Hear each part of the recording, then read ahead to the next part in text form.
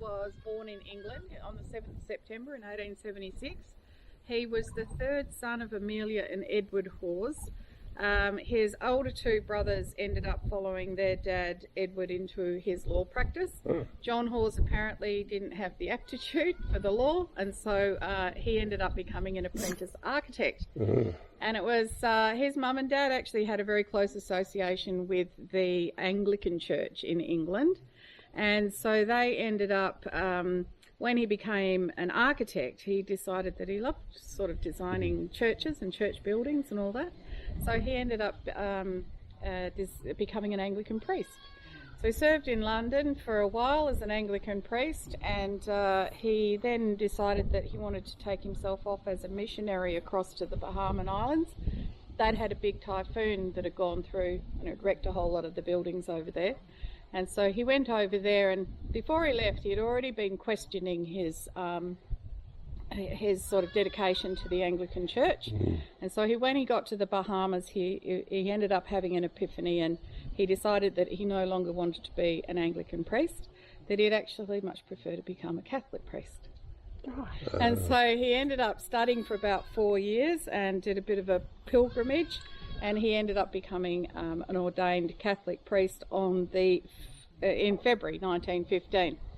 And it was not long after that that he actually met a guy called Bishop William Kelly. Bishop Kelly was the bishop of the Geraldton Diocese, and the Geraldton Diocese at the time was the largest in area in the world, and it was also the most sparsely populated, plus the most impoverished. Yet he had this amazing vision and great grand plan that he wanted to have a beautiful cathedral constructed in Geraldton. And so he went over to Rome looking for priests, but not only priests, but useful priests that had other skills as well. So he met John Hawes just after he had been ordained, and invited him to come out to Western Australia. The invitation was all well and good until John Hawes got here, because he was immediately sent out to Mount Magnet, which is to the east of us over here, in November 1915. And summers out here are actually pretty terrible, so I think it would have been a bit of a shock to his system. So he ended up spending about 9 months out around this region. He was the parish priest for Mount Magnet, Yalgoo and Kew. And while he was visiting Yalgoo, he would come down and help the Sisters of Hyacinth, who were an Irish group of nuns. And they were living in extremely impoverished conditions. And so he came down and helped them to build a convent and also a chapel. So the chapel is still standing in Yalgoo now, so you can get photos from the outside. If you want to go and have a look at the inside, you just need to get a key from the council. I think we actually saw that on the way through. We did. Yeah, it was nice. It's right up on top of the hill. Yeah. And so anyway, he ended up meeting Caleb and Catherine Williamson. So Caleb and Catherine were and their 6 children owned one of the 3 general stores in Yalgoo, but they also held the pastoral lease for Melangata Station at the time. So there was no place for them and their 6 children to live. And so Catherine apparently was an ambitious lady, and so she ended up commissioning John Hawes to design them a homestead. And this is it. Oh, wow. Wow. Yeah, so it's certainly an unusual building. It is his first. So it was his very first commission when he came to Western Australia. He had already done partial artist designs of the cathedral, but this building here was designed and also got started being built before all the rest of his buildings.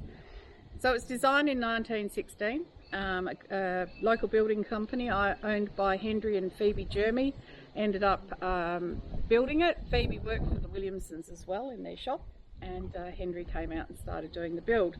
So the house is made out of locally quarried stone. One of our walk trails incorporates the stone from the quarry, and you go up there and have a bit of a look around. Over the course of time, it has all silted up the hole that all the rock came out of, because we do all agree that the hole looks way smaller than all of the stone that's come out of the bit that would have been used for the building. Yeah, so it's all pretty well original. The roof is still the original roof, which kind of goes to indicate that we don't get much rain out here. And of course, all of the windows, most of the glass in the windows is all still original as well. And you can tell that because when you look through it, it's got a bit of a mottled effect about it. It's not quite as clear as modern glass. Well, that's good because people can't see. Well, that's true. Yeah, exactly. There's like a new modern day bathroom glass. Yeah. Yeah, so it makes for a really pretty effect when the light actually shines through and you get this little mottled effect on the walls. So John Hawes had a bit of a thing about the number 7. So then he was born on the 7th, of course, but spiritually and religiously, the number 7 is a very auspicious number. So it is considered to be the holy number, the divine number, the complete number. And so he actually came up with what he calls his 7 pillars of wisdom in architectural design. I honestly wish that it was put into every architectural textbook that there is, because if it was, we'd have far more beautiful buildings than some of the stuff that gets churned out now. Yeah. So his 7 pillars of wisdom, I don't know them all, I don't know any of them really, but I do have a book inside that has got all of the 7 pillars in there. But what we've discovered about this house, and I believe that he did it elsewhere as well, is that he's gone and incorporated clusters of things that add up to 7. So in the turret over there are 7 windows. So there are 3 of the big windows and 4 of the smaller ones. We can get a bit of a closer look at that at morning tea. In the house, I've got 1 round arch underneath the turret there, and then when we go inside you'll see that we have 6 more round arches, which means that I actually have 7 pillars that are holding up the house. If we go around the front round here, we've also got the main entry,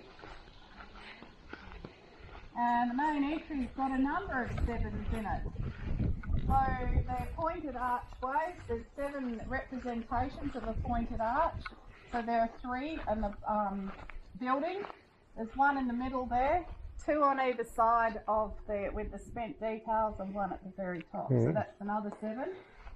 At the top of this little hole in the middle there, or the light box, there's a sun ray effect of 7 little rocks just above the top of that. And then the one that is particularly nice is that it doesn't matter if it's a pointed arch or a round arch.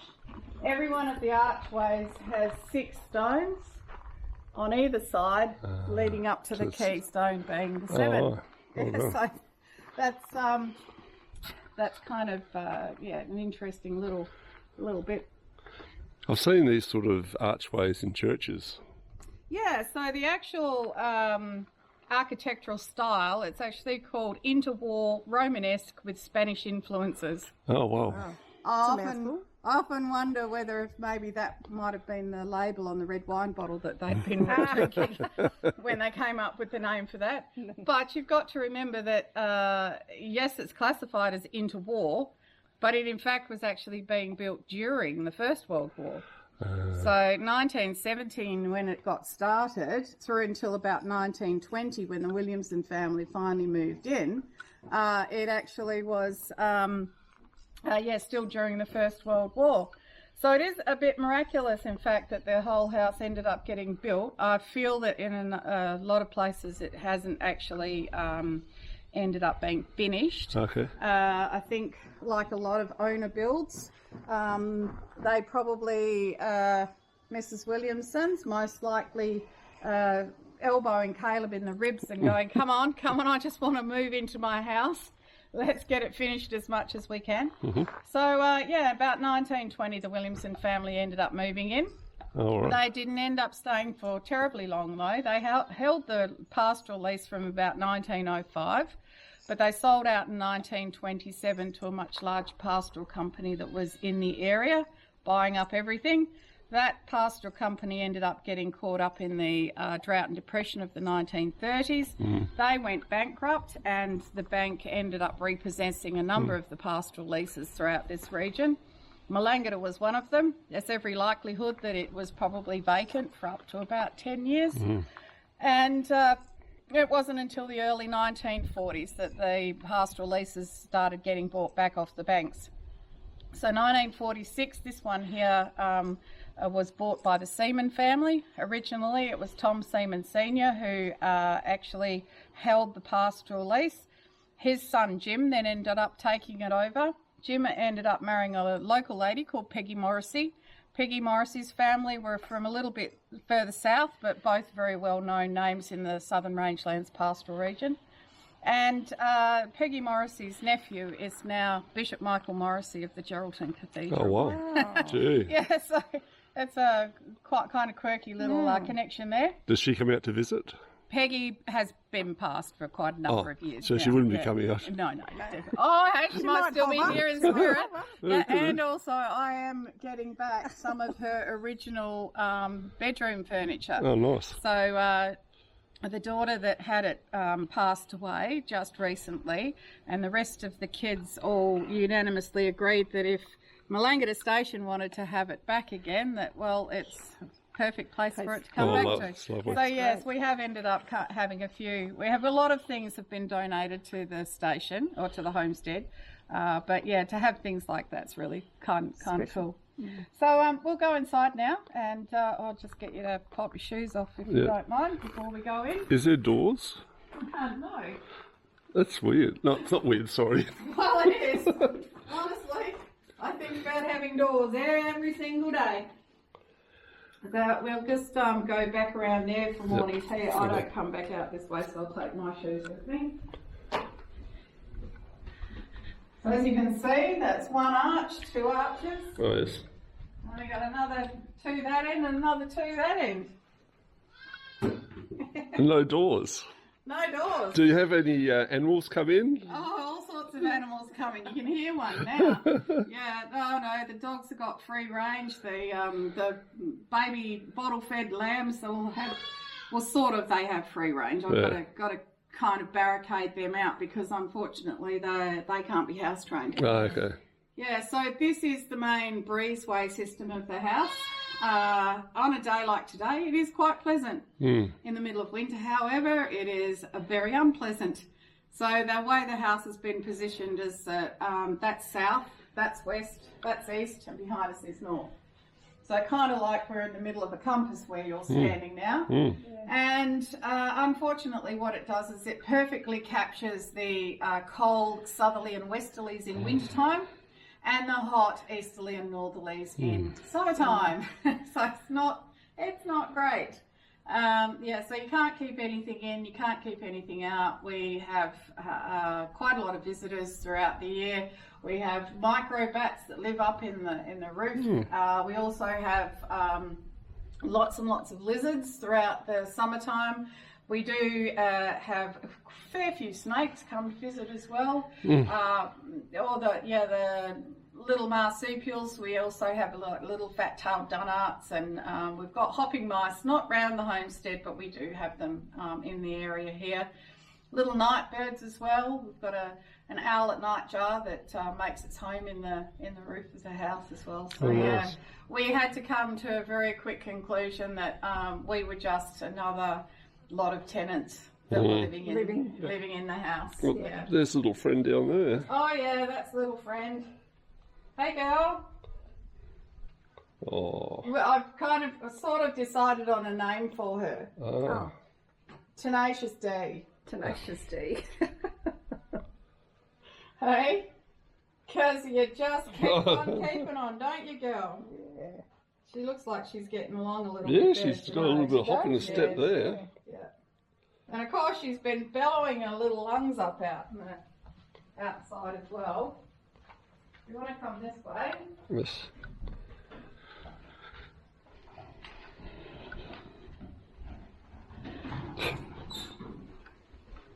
What you doing? Cheeky girl.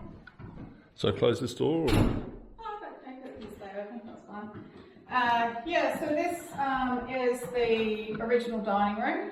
it would have been where the families would have ended up having most of their meals. But now when I have house guests come to stay, this is the breakfast room. Yes. Yeah, so this is this kettle and toaster over there, and all of the cup tea making stuff. I've got a coffee machine, they can have real coffee if they want. And just a nice light breakfast to get them going in the mornings. And I have only up to 4 house guests in the house at one time because I only have 2 bathrooms, right. So it means they don't have to share. And it's just a nice number. Yeah, it doesn't. I don't get run off my feet with 4 people, and it also means too that I can open up an extra couple of spaces for dinner in the big dining room to people in the campground. So they can come up and book a seat at the table if they would like to as well. So John Hawes ended up staying in WA for about 24 years. It was basically the amount of time that it took for the cathedral to be built.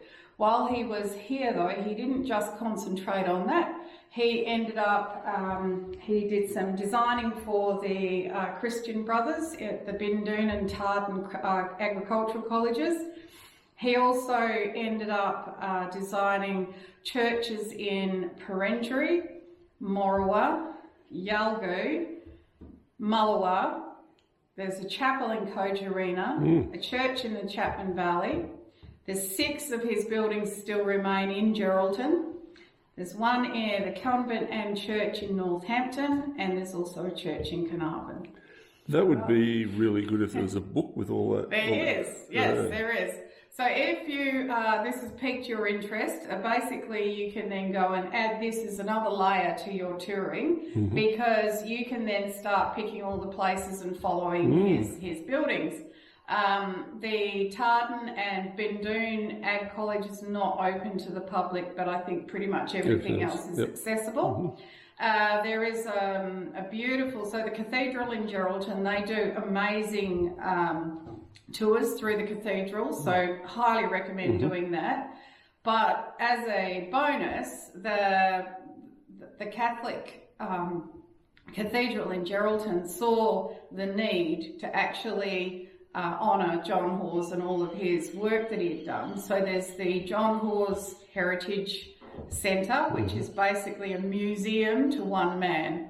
It's got all of his blueprints and diaries and photographs and stuff like that in this museum, and that is right in the same complex as the cathedral.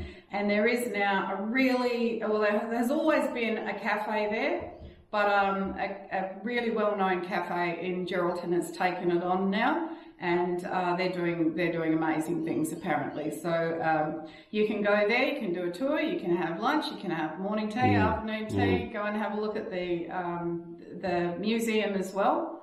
And then the other one that I would thoroughly recommend, that if you happen to be here August, September, even if you're not, you can stop and have a look around it, is in Mullawa.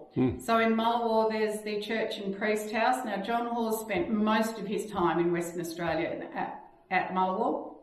And as a bonus there as well, my beautiful friend Helen Ansell has a lovely art gallery, and she does coffee and cake in Mullawa as well. And you can park on the car park that's on the left-hand side of the road where her gallery is towing. Yes. You can pull up there quite easily.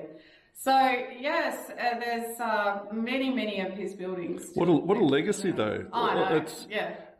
He was sort of, how many years did you say he was? 20? He was here for 24, but he was in his 30s when he got here. Yes. And so he was over 60 by the time he ended up leaving. So he ended up leaving in quite secretive circumstances, because, you know, unfortunately, we get to hear about all the bad priests. Oh, no. John Hawes was one of the good ones. Oh, good. He was so loved and respected by everybody in the community. As an example, he saw the need that when he lived in Mullawa, his Aboriginal people in town wouldn't come into the church. So he walked out about a mile out of town and carved an altar out of a piece of rock that is about a mile out of town. So yeah, just over a kilometre now in today's measurements. And he would walk out there and he would do mass out there for the Aboriginal people. Is that still there? It is, oh, wow. and it is called Mass Rock. Yeah, so it's just out east of Mullawall. And so yes, he was just one of the good fellas, and he was such an amazing person in the community because he could do just about everything. So he was an architect, he was the parish priest, he was also, he could build, he was a stonemason, he was a carpenter, he was an amazing artist, and he just, he trained horses, he actually rode the winning horse in the Yalgoo Cup. He would sit at the bar and have a beer with the guys at the pub, and he honestly was just so well liked and respected. But he knew that it was time for him to leave. He had always wanted to go back to the Bahamas, and so when he left Geraldton, he left very secretively. He left his little dog, a little Tenterfield Terrier or something, I think it was, and he also sold the car that he had to the car dealership down in Perth and left the money with them and said when the next priest comes along, that's for him to buy a new car with.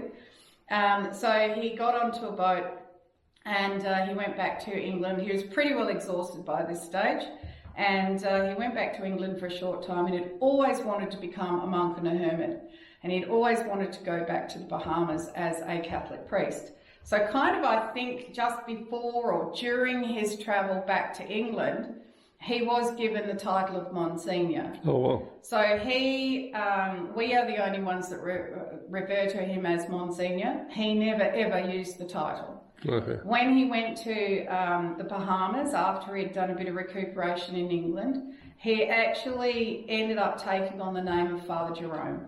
And that's what he was known as for the rest of his life.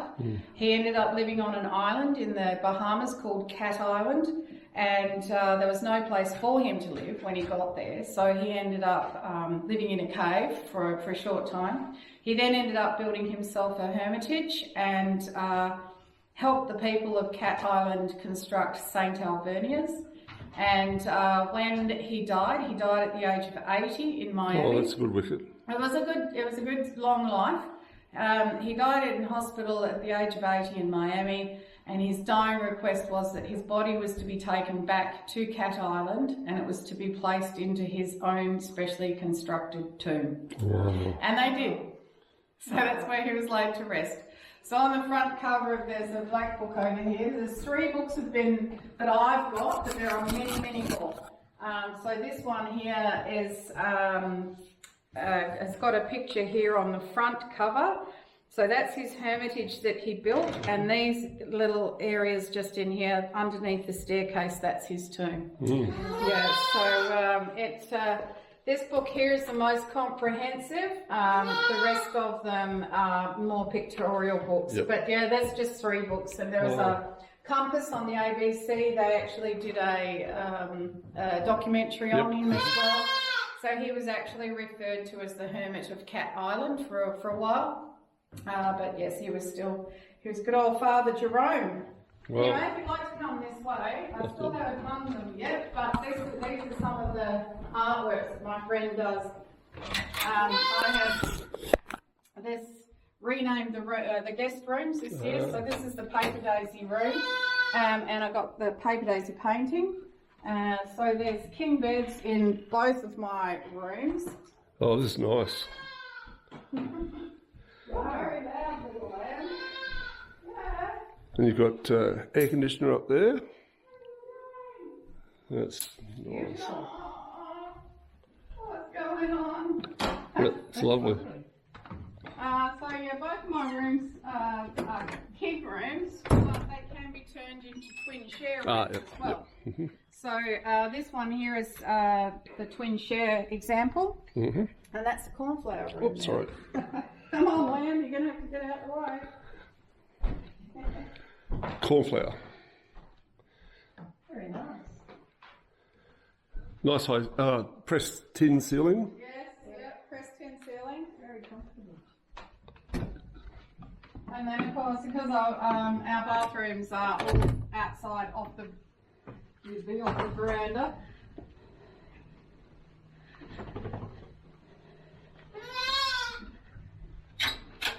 And then this is the big room where all my guests come to have dinner. So that's pretty special.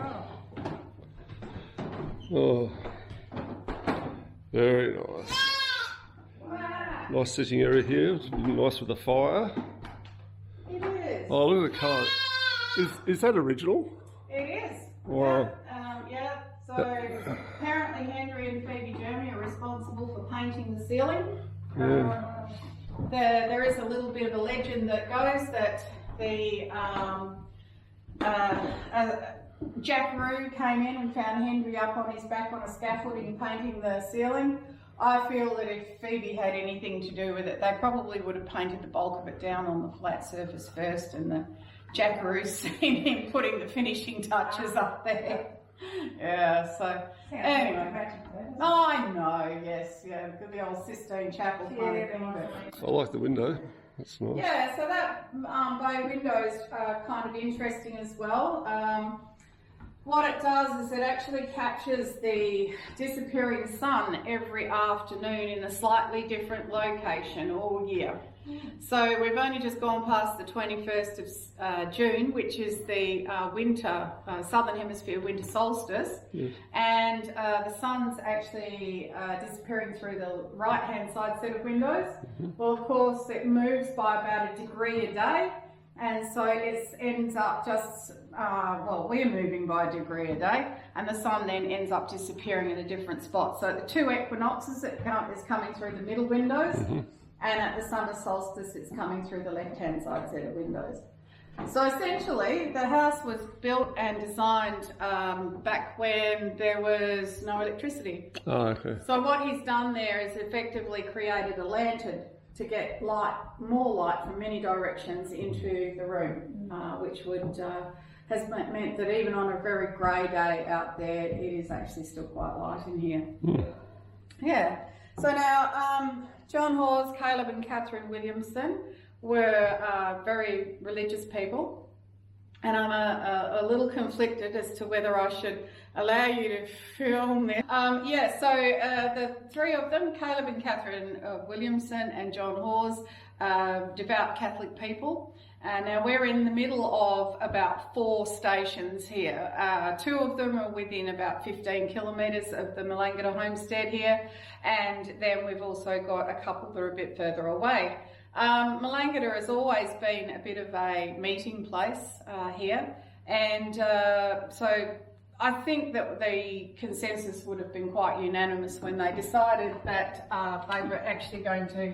Okay, so Jo has told us that there's something pretty special behind the green door. I'm not going to show you what it is. You're going to have to come out and visit to see what it is. But I tell you what, it's pretty special. And yeah, I didn't believe it till I saw it. Well done. Okay, so we've got scones, homemade scones, and a nice cup of coffee. Let's get into it. Yum. So we've got Jo back again here, and I've just found out that she's got a cookbook. So what have we got there? Australian Camp Oven Cooking. So tell me all about it. Well, it is the only Camp Oven cookbook you're ever going to need. I got asked to do the Camp Oven cookbook in 2012. And so the first edition came out then, second edition came out in 2020. Yes. All the very front of it has got everything that you'll need to know about buying a camp oven, looking after a camp oven, how to use a camp oven, the difference between a steel and a cast iron camp oven. And then the back has got look at that. all of the recipes in it. And most of them have all got their own photos. Yes. And there's many, many things, right from dampers, breads, main courses, like your beef, fish, chicken, lamb, all that sort of stuff. So yeah, there's about 100 recipes in there, so that'll keep you going for a while. And then all of the hints and tips in the front there. And what's your favourite recipe? I would say that the one that has had the most traction in there is called the spicy pork and beans. Oh, yum. And that's a real hearty crowd pleaser, that one is, yes. So just because it makes everybody else happy, I think makes me happy Oh, as that's well good too. So how do people actually get your cookbook? You can actually buy it online through me at www.joclewscooking.com. Yes. Or through the Melangata Station Stay website, which is 3w's.melangatastationstay.com.au. Oh, good. You can also get it through Woods Lane Publishers. I think most good bookshops have it. Yes. A lot of your camping stores. I know the Bendigo camping shop has it. That's definitely there. I went in and found a couple of copies. So yes, if nothing else, you can get in touch with me on my socials and all that sort of stuff, and I can post you out a copy. Well done. Okay, thank you very much. Absolutely welcome.